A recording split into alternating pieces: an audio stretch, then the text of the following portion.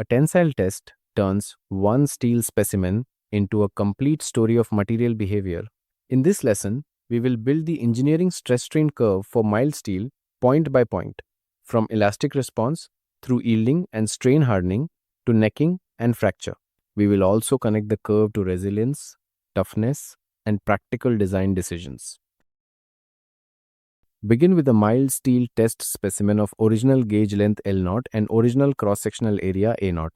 A tensile machine applies load P and measures elongation delta L. Engineering stress is the current load divided by the original area. Sigma equals P over A0. Engineering strain is elongation divided by the original gauge length. Epsilon equals delta L over L0. Stress is commonly measured in megapascals, while strain is dimensionless. Now plot engineering stress vertically and engineering strain horizontally. The mild steel curve begins as a steep straight line, reaches proportional and elastic limits, shows distinct upper and lower yield points, crosses a yield plateau, rises again through strain hardening, reaches the ultimate tensile stress, then falls during necking until fracture. Each region represents a different physical mechanism. Zoom into the first straight segment. Here, stress is directly proportional to strain, so Hooke's law is sigma equals E epsilon. The slope of the line is Young's modulus. E equals delta sigma over delta epsilon. A steeper slope means greater elastic stiffness. For mild steel, E is approximately 200 gigapascals. Unloading from this linear region returns along the same path, leaving no permanent strain.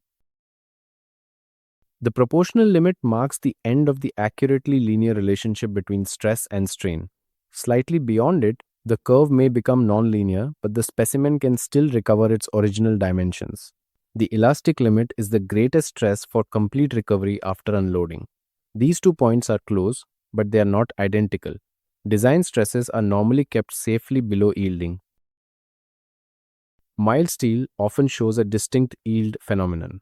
At the upper yield point, dislocations break away from pinning atoms and plastic flow begins.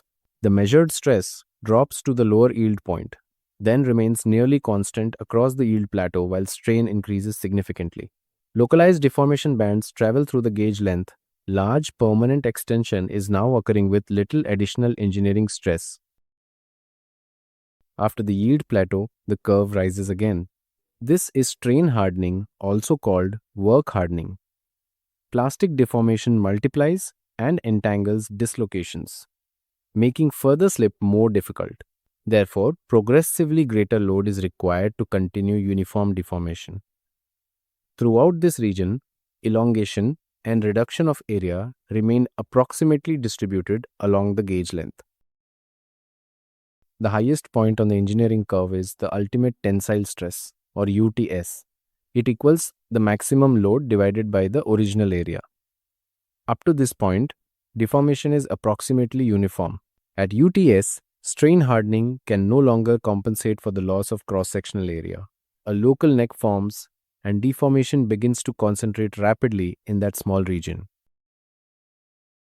Beyond UTS, the engineering stress curve slopes downward toward fracture. This is sometimes called the strain softening region, but the wording needs care. Engineering stress uses the original area, while the actual neck area is shrinking rapidly. The load carried by the specimen decreases, so engineering stress falls. The local true stress may continue rising for much of necking. Finally, voids grow and join, producing ductile fracture.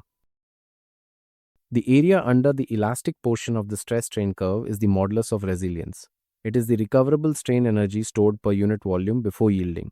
For ideal linear elasticity, U sub r equals 1/2 sigma y epsilon y, or sigma y squared divided by 2e. Springs and elastic energy storage components require high resilience.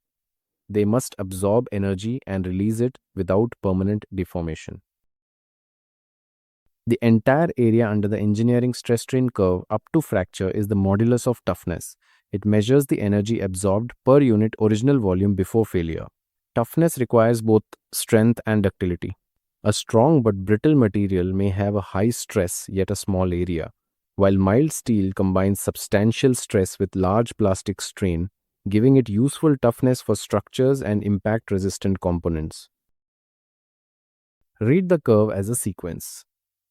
Linear elasticity gives Hooke's law and Young's modulus. The proportional and elastic limits bound recoverable behavior. Upper and lower yield points introduce permanent deformation and the yield plateau. Strain hardening raises the required stress to UTS. Necking then causes the engineering stress drop, followed by fracture. The elastic area gives resilience, and the total area gives toughness. That is the complete engineering stress strain story of mild steel.